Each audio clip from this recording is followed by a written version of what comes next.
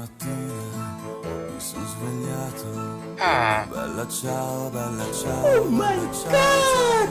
Stamattina. Alright everybody, welcome back. So you saw that right. Gaijin went ahead and gave all the F-104s a speed and acceleration buff, and the F-104S was the one that benefited the most from this. Now, every F-104, so that includes the A, the C, the G's, the J, and of course the S as well, have all gotten a speed and acceleration buff. They're all going to be going quicker. The F-104A actually goes like 1450 on the deck at 9.3 now, which is absolutely absurd. But I already did a video on that one recently, you know, same for the F-104J, which I also would have done because I got 6 AIM-9Ps this patch. So I figure now is the perfect time to cover my actual personal favorite F-104 variant, which is the F-104S. I don't know why, but I absolutely adore the Starfighter, and I've always loved the Italian Starfighters, because they took an F-104 and stuck the most powerful engine in there possible. Now, this isn't the absolute best F-104 we could ever get, because apparently the US Air Force took this same engine and stuck it in an F-104A airframe in 1967, because why not? That would be a great event vehicle, Gaijin. If you're listening, please go ahead and give me that. But in any case, but because we don't have that one, unfortunately, this is the fastest F-104 in the game right now, and it is absolutely absurd. You saw this thing clean can hit Mach 1.25 on the deck now. You can go faster than that if you're in a dive, but regardless, most of the time you're not going to be hitting that speed with a missile kit on. When you have 6 missiles, you're going to be sitting around Mach 1.21, which is still blisteringly fast for 11.0. As far as I'm aware, I might be wrong. I think this is the 3rd fastest plane in the game on the deck right now. The F-111A is the fastest, the MiG-29 follows that, and then the F-104S, I believe, now has the 3rd spot with the F-16 trailing. This means that now at 11.0, you have a Mach 1.2 AOA mobile with a Vulcan and 6 AIM-9Js, which is pretty baller. Although the AIM-9Js are still a one-player for the most part, and the Vulcan isn't quite working right now. In case y'all didn't know, there is actually a damage bug when it comes to pretty much all cannons, so I'd recommend running AP if possible until they fix that. Gaijin is aware and are working on it, and I have checked on my end, and they haven't given any kind of update. So for the meantime, we're stuck with the gun damage being basically a real shatter all over again. Now, you heard me call this an AOA mobile. That's only at higher speeds, like, you know, around or above Mach. At Mach, this thing starts pulling insanely hard out of nowhere for some reason. I actually went ahead and put it in a test flight just so I could show y'all, and yeah, you're seeing that right. Sustained 15 Gs in an F-104. Pretty absurd. Now, just to give you a heads up, you can pull more than that. Most of the time, you're not going to hit more than 15 Gs. I've seen 16 or 18 Gs. Typically, if you get 17 or 18 Gs, the wings are going to fall off. You can also do that with full reel. I wouldn't really recommend it, and to be honest, it's not really necessary because 15 Gs is more than enough anyways. The problem is, once you fall below that, you're going to be sitting there stuck around like 9, 10 Gs, as you can see right there, which is like, it's all right. But it's not going to be putting up a fight against phantoms, other stuff like that in a dogfight. Your best chance, if you get, you know, someone stuck on your 6, is to try and force an overshoot, which, I mean, is possible, but it's still not ideal. You can pull sometimes if you really need to, but it's still not recommended, and it's only just to get off a shot for the most part. So you can see right here, I'm not committing, especially because that's an F-16 right there. That will ruin my day if I try and actually commit to a dogfight. So I'm going to go ahead and go back to base, grab some more missiles and ammo. And I actually wanted to show y'all real quick. This is the best part of the F-104S for me. Look at how fast this thing slows down. Like, of course, you got the drag chute, but look at those brakes. Like, this thing is going to give your pilot whiplash.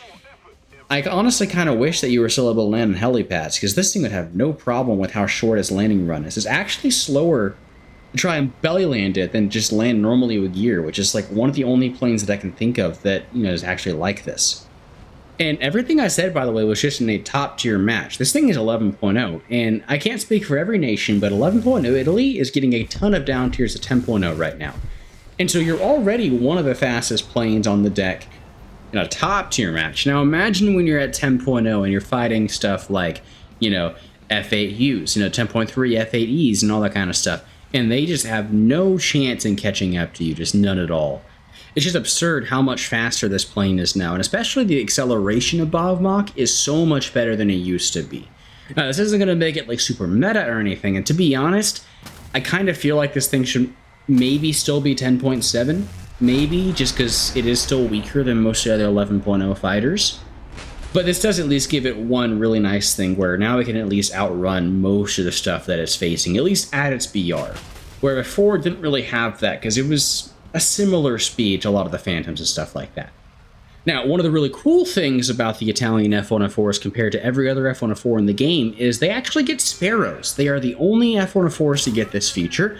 Now, they aren't very good Sparrows, but hey, I mean, it is pretty cool.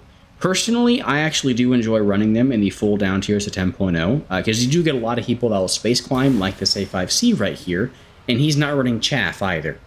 So I can just go ahead and lob an AIM-7E at him, you know, from 6 kilometers away and collect a free kill. You're also going to run into a lot of stuff like MiG-21 SMTs, you know, F-4Cs, F-8Es, and especially, like, you know, when it comes to the SMT and the F-8E, they have pulse radar missiles, which means that they can't really chaff your missile and add on, because even if your radar locks onto the chaff, the missile will keep tracking them. But because they have a pulse missile, a single pop of chaff will actually go ahead and defeat their missile. So you can just go head on with them with no issues whatsoever. Lob your AIM-7E at them from, like, you know, 10 kilometers in the head on. And unless they go hard evasive, if you're up at like 7 kilometers or something like that, the AIM-7E is going to connect. This is not a bad missile in a full down tier. It absolutely sucks for top tier. And as for why, if y'all don't know, the AIM-7E and the AIM-7D and some of the other earlier radar missiles, they have a different type of guidance delay from something like an AIM-7E2, right? Or the AIM-7Fs that come later on. So there's these things called a time to gain table, and it governs how hard a missile can pull at any given time, right? Now, it's not shown on the stat card, but this is why this missile is going to miss right here. You see it's flying straight for a little bit. It started turning out, but by this point it's too late and it's already overshot the A5C. So an AIM-7E2 is going to wait 0.7 seconds off the rail, and then it's going to start pulling 25 Gs immediately. An AIM-7F starts pulling off the rail, but it ramps up to its full 25 Gs and takes a second. So at 0 seconds off the rail, it's immediately starting to pull. By 1 second, it has reached its full 25 Gs, but it's pulling throughout that entire second, right? Just, you know, starting at 0, ramping up to 25 Gs. Now, what the AIM-7E does is it actually flies straight for the first 1.8 seconds. Then, from 1.8 seconds to 2.5 seconds, it ramps from 0% of its pull to 40% of its pull. So from 0 Gs to 10 Gs, and then from 2.5 to 4.5 seconds, it ramps from 10 Gs to the full 25 Gs. So that means that it has to be in the air for a full 4.5 seconds before it's able to exert its full 25 G pull. Now in a down tier, you know, when you're up in space, that's not a huge issue, but when you're at top tier and you're fighting F-16s, a lot of the time they're closing just way too fast for you to be able to actually go ahead and do that. And to be honest, even in the 10.0 lobbies, it's not meta to run the Sparrows. If you're just looking to get as many kills as possible, just run the Vulcan, just run the 6.9Js. You're going to have a better opportunity and more options to get kills. I just think it's really funny whenever I beam somebody with an AIM-7E, especially because with how fast this thing is, it gives the AIM-7E a lot of energy off the rail. And when you're fighting stuff like F-4Cs with AIM-7Ds, they just don't even have a chance. The AIM-7D is a much worse missile than the AIM-7E. The only problem is that because you're running Sparrows, you don't get a gun, because the CW illuminator that guides the missile takes up the spot that we know where the gun would be. If this thing could run Sparrows and the gun, I would really, really enjoy it. But unfortunately, it's just stuck in this really awkward position where you have to choose. So I just have to fire off all my missiles and run back to base. And this is why it's never going to be meta, unfortunately. On the plus side, though, that little bit of delay before it does start tracking, plus the extra top speed of the F-104 actually technically means that you have more range than the E2, so I can pull off something like this right here with the C-Viggen. Hope you enjoyed the video. If you did, let me know in the comments down below and hit that subscribe button. I am working on the follow-up for my F-15 video as well, so stay tuned.